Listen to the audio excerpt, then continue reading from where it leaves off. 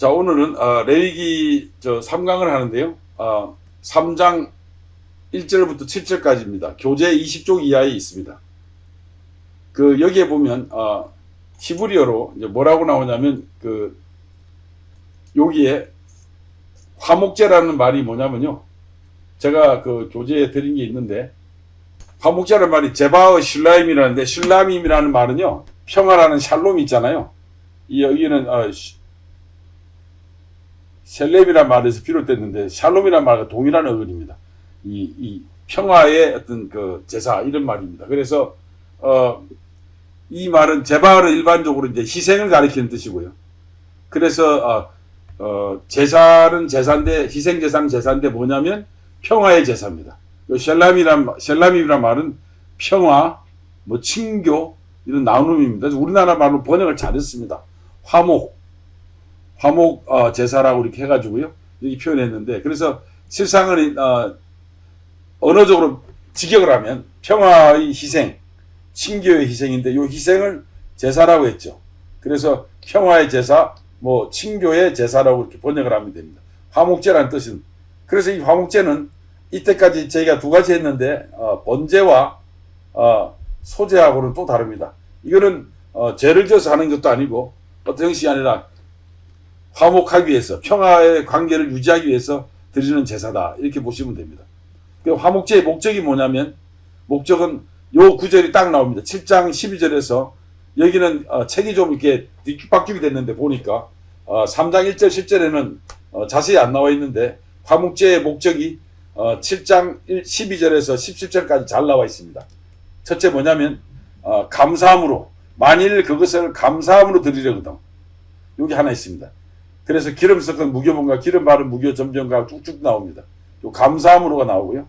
요 구절을 표시해놓으면 좋습니다. 화목제의 목적은, 레위기 7장 12절에서 17절에 잘 나옵니다. 그래서 첫째, 감사함으로 드리는 것. 화목제의 목적이. 두 번째로는 서원하는 것. 뭘 바라는 게 있습니다. 그 다음에 자원하는 것. 여기 딱 나옵니다. 그래서 화목제의 목적은 감사, 서원, 자원을 목적으로 하는 거고, 누구든지 드릴 수 있다는 것이 이제 핵심입니다. 화목제의 목적을 이제 표시를 해놓으면 좋을 겁니다. 앞으로는, 이런 것이구나 하고 보시면 되겠습니다. 근데 이제 화목제 의식은, 여러 가지가 있는데, 절기를 기념하는 의식이 있고요. 다 레위기입니다. 여기 앞에 표시가 안 돼 있는 거는 전부 다 레위기를 이야기하는데, 절기를 기념하는 의식이나 나실인이 이제 소원을 마쳤을 때 하는 거나, 제사장으로 임명됐을 때 위임식을 가질 때요. 그 다음에 이제 회막을 이제 회막 안에 제2 형식을 갖춘 의식을 지낼 때, 그 다음에 성전을 봉헌했다는 의식. 그럼 11개 나오는 거죠. 그 다음에 사울이 암몬 족속과 싸워 이긴 후에 왕이 될 때, 이런 것도 다 이제 하나님께 연결돼서 감사하는 의미가 있죠. 감사하는 의미. 그 다음에 다윗이 이제 재앙을 당한 후에도, 이거는 하나님 앞에 내가 문제가 있구나 싶어가지고 이제 하나님과의 화해, 이런 의미를, 이렇게 하려고 하는 것들. 그 다음에 히스기야 시대 때 종교개혁 때, 그 다음에 가족을 위해서, 절기 때, 이런 것들을 보면요. 전부 다 이게 뭐냐면 죄하고 관련 없고, 죄보다는 하나님과 우리와 있잖아요. 사람 간의 그 관계가 아주 평화롭게 유지되기 위해서, 유지되기 위해서 이런 의식들이 있는데, 이건 교재에 다 써놨기 때문에요. 여러분들이 보시면 다 나옵니다. 자세하게. 이런 것들을 보시면 되겠고요. 화목제 의식은요. 중요한 건 화목제의 특징입니다. 교재 21쪽 상단부터 쫙 밑에 됐는데, 화목제도 마찬가지로 번제와 소제처럼 향기로운 제사를 하나님께 드리는 겁니다. 향기로운 제사를. 3장 5절과 16절에 나오죠. 근데 여기서는 뭐냐면, 번제는 하나님한테만 드리는 거고, 소제는 하나님과 제사장이 나머지는 일부분 태우고 제사장이 이제 관여하는 건데, 이 화목제의 특징은요, 이게 아니라 뒤에 이제 하겠지만, 제사 지내는 자, 그 다음에 제사장, 하나님이 함께 제물을 먹는 이 삼자의 관계가 등장합니다. 이것이 여러분 표시해 두면 좋습니다. 화목제는 3이라고 생각하시고 번제는 1 하나님만, 소제는 제사장하고 하나님하고, 그 다음에 이 화목제는 1, 2, 3가 다 있습니다. 플러스 뭐가 또 있냐면요, 제사장의 자녀들도 제물을 취하는 경우가 있습니다. 이런 경우가 있습니다. 이게 화목제의 특징 중에 하나입니다. 제물을 취하는 거죠. 그래서 여기서 3자의 교제를 엿보게 됩니다. 그러니까 하나님과 제사 지낸 자의 화평을 위한 제사인데, 물론 그 가운데는 중보자가 있는 거죠. 마치 예수님이 우리 가운데 있듯이, 예수님이 우리한테 있듯이, 하나님과 우리 사이에 중보자로 있듯이 여기는 제사장이 있는 겁니다. 이런 의미가 화목제에는 있습니다. 그래서 1, 2, 3 하나님과 제사 드리는 자와 그 다음에 중간에 제사장이 있는 것. 거기에 이제 음식을 나눌 때는 제사장 자녀들도 와서 같이 이제 먹는 경우도 있습니다. 그런데 화목제의 특징 중에 또 하나는 이제 이 양이나 소 같은 거는요, 제사장 몫으로 그 가축의 오른쪽 다리를 취합니다.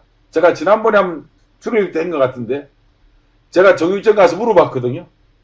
그랬더니 다리가요, 오른쪽 그 우족이 좌족보다 좀 더 값이 나간답니다. 오른발 잡이들 이런 경우에는 많이 쓰기 때문에. 그래서 아마 고대부터 아셨던 것 같습니다. 그래서 우족이 상대적으로 좌족보다 질적인 면에서 상품이었던 것 같습니다. 뭐 이건 제 생각이니까 정답은 아닌데 하여튼 오른쪽 다리를 취합니다. 그리고 나머지는 이제 제사 지내는 자와 가족이나 손님들이 다 나눕니다. 사흘이 지나도 남은 것은 불태워버리죠. 냉장고가 없기 때문에. 만약에 그래서 좀 다른 이야기지만 저도 어릴 때 냉장고가 없었는데, 냉장고가 없으니까 옆집 사람들이 밥이나 뭐 과일 같은 거 있잖아요. 밥도 식기 직전에 놀아 먹자 그러고, 과일도 싱싱하지 않고 좀 이렇게 허물허물해지면 이제 상하기 전에 서로 놀아 먹고 막 이러지 않았습니까? 옆집들이 음식하고 같이 먹는 경우가 많았는데, 냉장고가 있으니까 그냥 콱콱 다 집어넣는데, 전 개인적으로 냉장고가 있어서 개인주의가 발달했다고 보는데, 지금도 터키 같은 데 가면요, 제물을 잡는 날이 있습니다. 이 소나 이 양을 잡는 날이 있어요. 하면 온 냉장고와 상관없이 이 방식을 그대로 중동에서는 지내고 있습니다. 그래서 동네 사람들이 다 모여가지고 짐승을 잡고 양을 잡고 난 뒤에 거기서 다 같이 놀아 먹는 이런 경우를 볼 수 있습니다. 3일이 지나면 이제 부패하기 때문에 위생을 고려해서 3일이 지나면, 사흘이 지나면 다 태우라고 이제 주님이 명령하고 있죠. 그 다음에 저는 무조건 태우는 게 문제가 아니라, 바보가 아닌 다음에야 그 귀한 양을, 짐승을, 이렇게 제사 지내고 난 남은 거를 전부 다 자기네가 다 못 먹는다 그러면 옆집이나 이웃 사람들하고 다 놀아먹을 거 아닙니까? 그죠? 여기에서 자연히 이제 뭐가 나오냐면 교제가 나오는 거죠. 교제가 되는 거죠. 교제가. 그래서 화목제 특징은 이렇게 나와서 특징은 교제가 증명되고 있다. 그래서 화목제 지금 말씀드린 거 요약한다면, 화목제의 특징은 번제는 하나님만의 제물을 취한다. 소제는 하나님과 제사장의 제물을 취한다. 그 다음에 화목제는 하나님과 제사장 그리고 제사 지내는 자가 함께 제물을 취하고, 더 나아가서는 제사장의 자녀들까지도 함께하고, 어떤 때는 손님까지도 이제 옆에서 하는 사람들까지도 추가된다. 이게 일종의 나눔 어떤 축제입니다. 축제. 이 화목제는 이런 의미를 가지고 있습니다. 제사 방법은 레위기에 이제 17장에 나오는데요. 암수를 구별하지 않고, 물론 하나님께 드리는 건 흠이 없는 걸 드려야 되겠습니다. 그 양 또는 암수 구별 안 주고 염소를 드리거나 들에서 잡은 짐승도 드리게 되는데, 요게 특징이 있는데, 들에서 잡은 짐승도 있는데 물론 이 흠이 없어야 됩니다.